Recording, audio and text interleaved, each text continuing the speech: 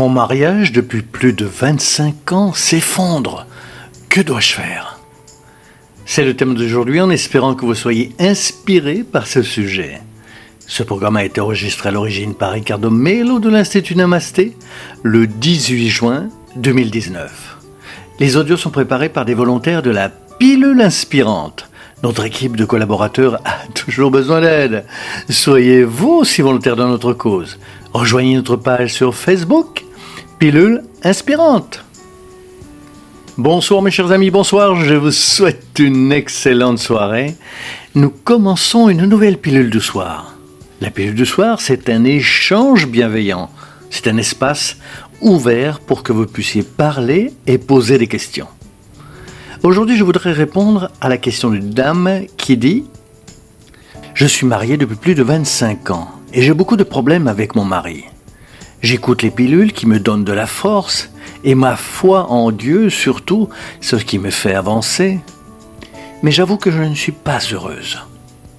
Après tant d'années de mariage, je commence à me demander à quel point cela vaut la peine de rester dans une relation où mon mari ne s'intéresse plus à moi. Au contraire, il parle d'autre chose, mais ne me parle plus. Il me semble qu'il n'a rien à voir avec l'homme que j'ai connu.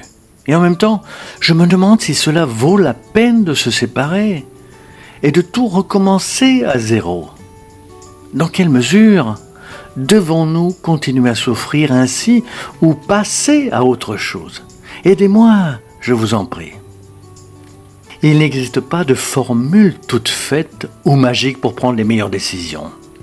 Chaque cas est différent. Chaque être humain est un être unique et chaque contexte est un contexte spécifique.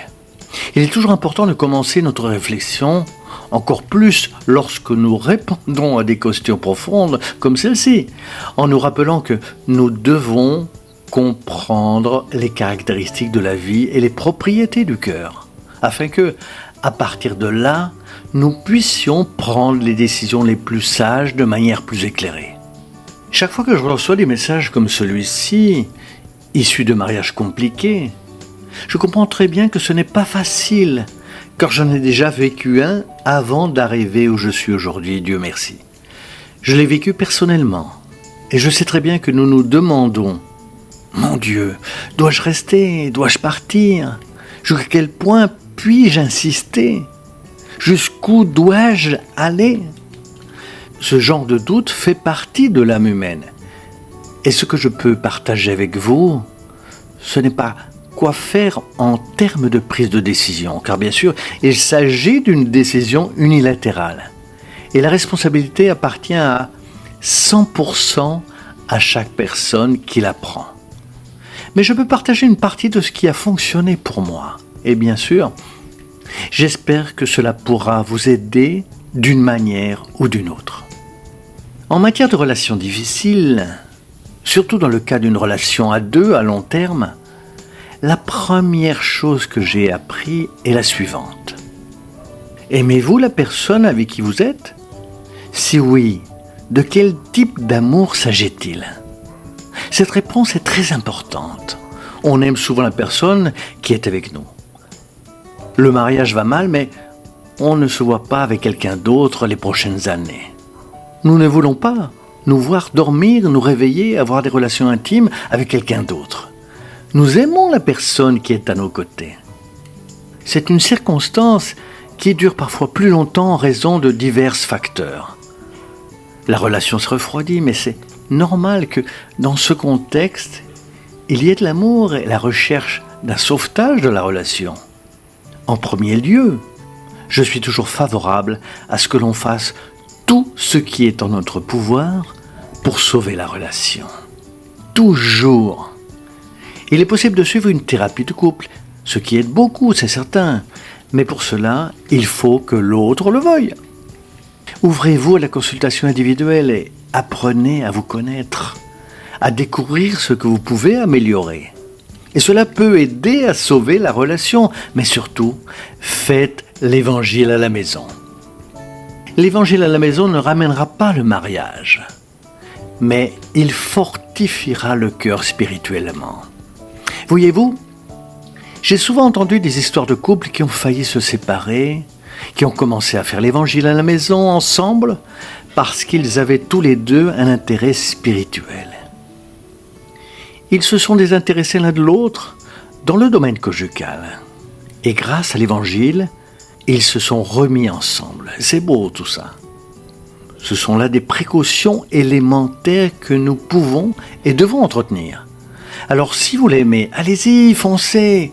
L'autre perspective est « je n'aime plus cette personne, bien au contraire. C'est insupportable pour moi d'être avec elle. Je suis très triste. Je ne le veux plus. Je vais trahir cette personne et je vais faire une bêtise si je reste dans cette relation. » Dans ce cas, malheureusement, il y a un grand et un petit mal. Il est normal que nous recherchions toujours ce qu'il y a de mieux pour tout le monde. Dans certains cas, lorsque nous ne savons pas ce qui est le mieux, nous devons être pragmatiques et rechercher le petit mal. Parfois, le moindre mal ou l'étape suivante peut être la séparation. Chacun suivant son propre chemin. Mais même dans ce cas, il est toujours important que nous soyons sûrs de faire ce qu'il faut. Essayez donc les étapes précédentes. Épuisez les possibilités précédentes avant de les surmonter. Ce que je constate, c'est que beaucoup de gens disent « Mon mariage est horrible, il dure depuis des années. » Et puis je demande « Mais qu'avez-vous fait pour changer votre mariage à part vous plaindre ou vous énerver ?» Les gens restent muets parce que, je le dis avec beaucoup d'affection, la majorité ne fait rien. Les gens disent « Ah, j'ai tout essayé, mais je lui ai déjà parlé. » Non. Qu'avez-vous fait pour vous améliorer ? C'est différent. Ceux qui suivent le même chemin arrivent au même endroit. Mais en faisant de nouvelles choses, vous pouvez arriver à des endroits différents. Si vous lisez de nouveaux livres, apprenez à vous connaître, à connaître les relations. Vous pouvez appliquer ces connaissances à la vie de tous les jours. Parfois, ce qui manque, c'est que l'une des parties soit un peu plus proactive pour que la relation s'améliore un peu. Donc, avant de fermer un cycle, si c'est vraiment la voie à suivre, dans certaines situations c'est le cas, nous ne pouvons pas fermer les yeux. Vous devez le faire d'une manière saine, affectueuse et respectueuse envers l'autre personne, respectant le temps que l'autre personne a passé avec vous. Que l'autre personne vous respecte ou non, c'est son choix, c'est entre elle et Dieu. Vous le ferez avec dignité.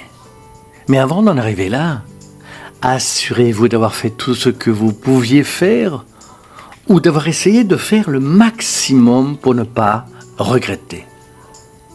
Mon Dieu, pourquoi ai-je fait cela ? Pourquoi n'ai-je pas été plus loin ?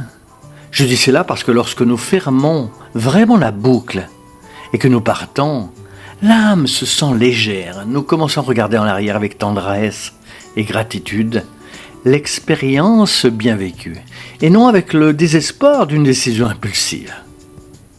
Mon affection et ma gratitude éternelle, que Dieu éclaire chacun d'entre vous, et vous le savez déjà, je n'ai toujours pas pratiqué le « à bientôt », à très bientôt.